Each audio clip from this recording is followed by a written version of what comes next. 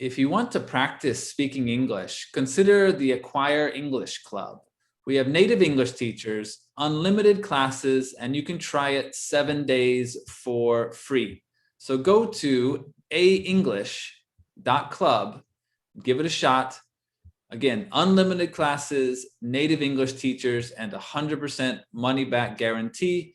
If you don't like it, just click join the club button and you can start today. So, welcome once again to Acquire English Live. My name is Adam. I'm an English teacher from the United States. I'm here as always with Tuan, an English teacher from the UK.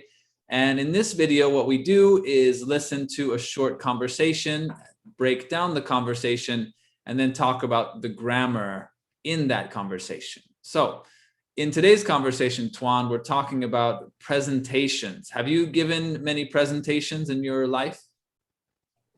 Not many. I used to hate them. I hate public speaking, to be honest. But after I had to give a few, yeah, I've grown to not mind them too much. Okay. Yeah, I haven't had too many, but I did teach at university for a while, and I had to give like classes, large size classes up to sometimes over 100 people in the class, which was terrible because they're communication classes, so it's not a great number of people to have in communication classes. But I always thought of those as kind of each one was a presentation. So I've given a few. I don't mind them. I actually don't mind standing in front of people. I prefer more people than fewer people, I suppose.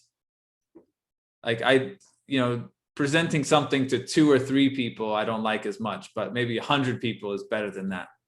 I don't know how I'd feel if it were 10 or 20,000 people. That might be different, but I prefer a semi-large group to a small group in terms of presenting. So we'll see. But anyway, let's go ahead and listen to today's conversation.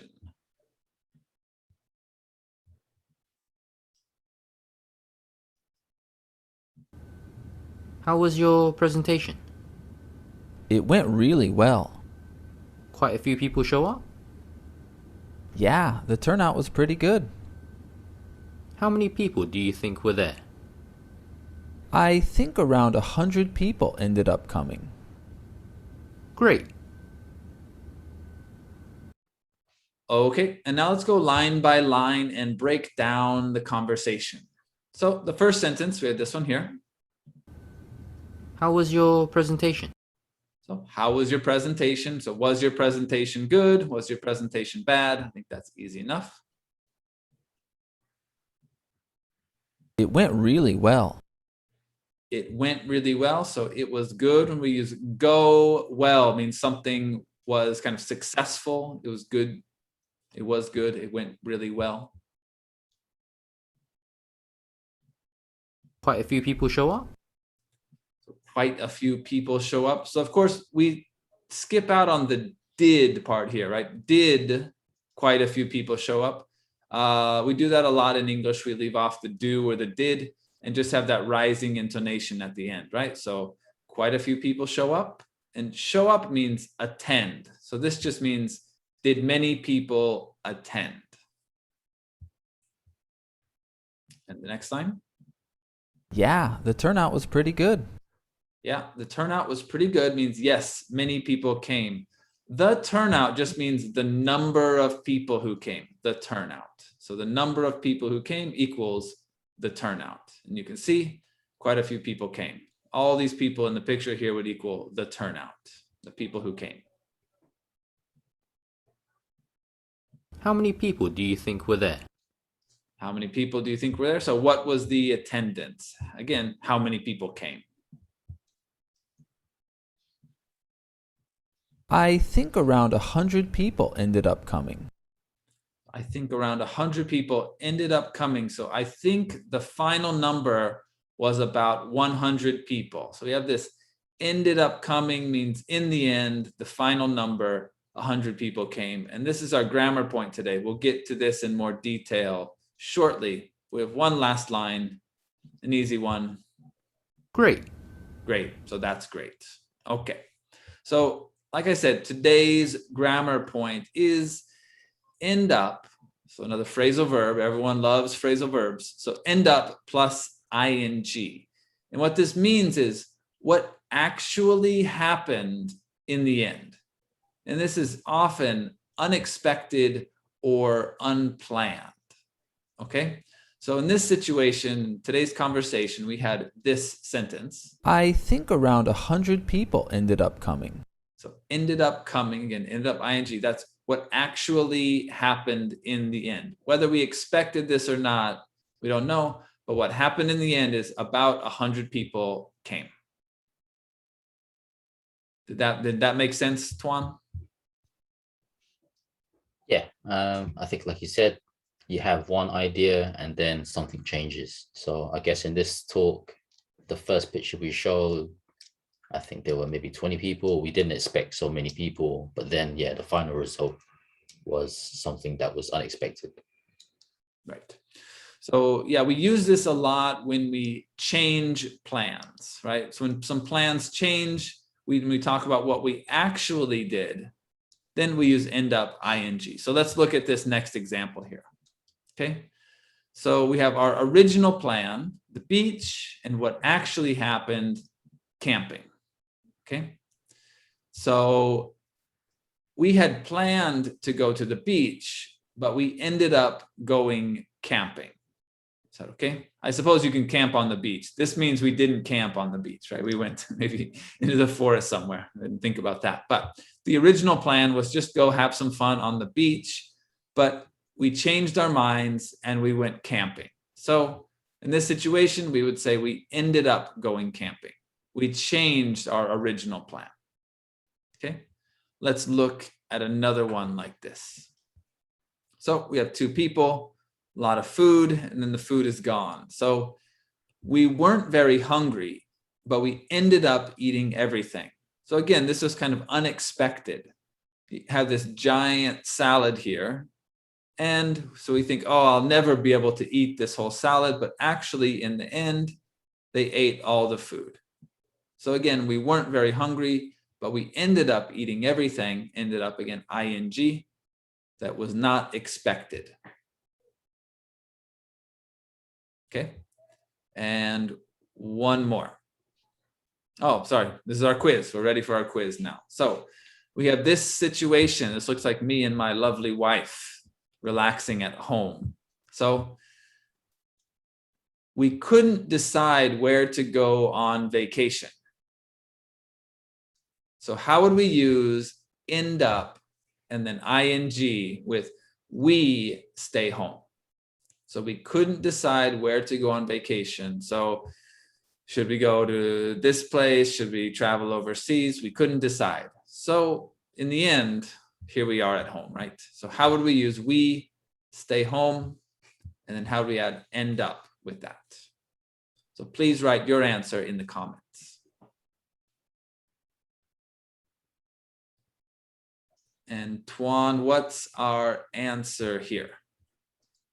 So the sentence was we couldn't, so it was in the past. So we have to say we ended up. Right. Staying in the past, and then like you showed in the beginning, ended up ing, so staying. So we ended up staying home. Right. We ended up staying home. So we couldn't decide where to go on vacation. So we ended up staying home. Good. Hopefully you got that one. Let's look at the next one. So the original plan we had here was go to this Italian restaurant, but you can see there's many people waiting. So what actually happened, Chinese restaurant. Okay. So the Italian restaurant was really busy. How would we use we have Chinese? How would we add end up to this sentence? Please write your answer below in the comments.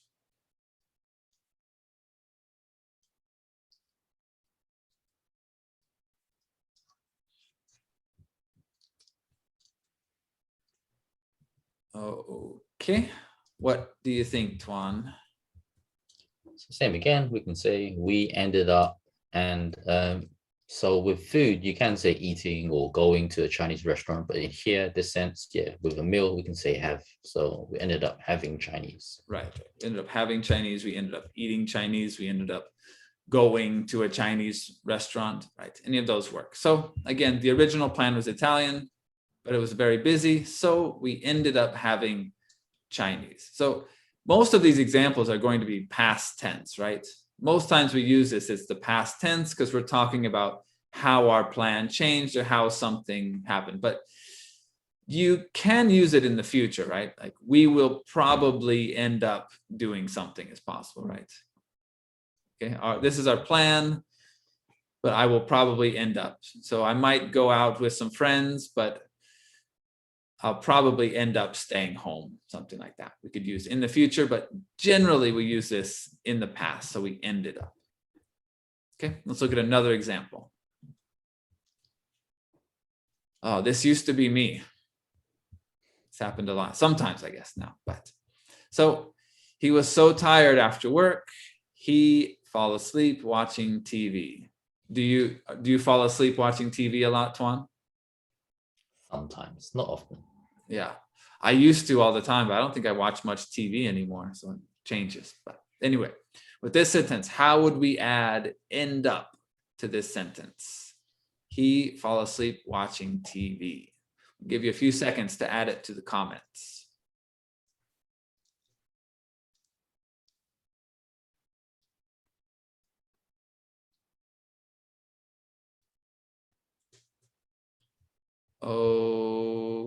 Okay. What do you think, Tuan?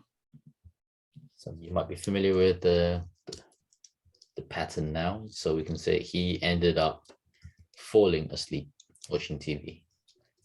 He ended up falling asleep watching TV, right?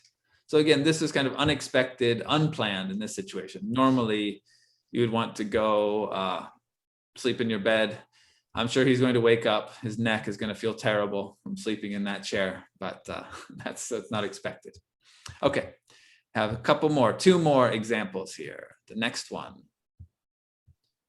So Billy was playing soccer in the house and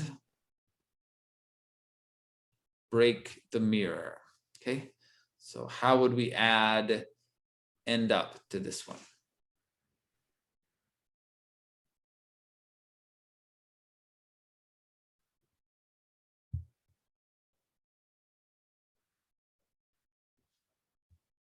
Okay, what do you think, Tuan? Billy thought it was a good idea to play soccer in the house. He didn't think it was, he didn't expect anything bad would happen, but we can kind of tell that, yeah, he ended up breaking the mirror. Right, he ended up breaking the mirror. My sons have shockingly not broke anything important. Oh, good. Yeah, they break all of their toys, but they haven't broke any of my toys, I guess. So I'm lucky. Okay. And the last one here. So my wife and I got into an argument.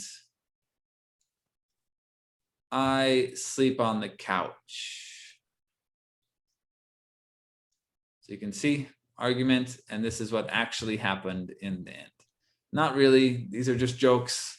My wife and I love each other. We never fight. We have the perfect relationship.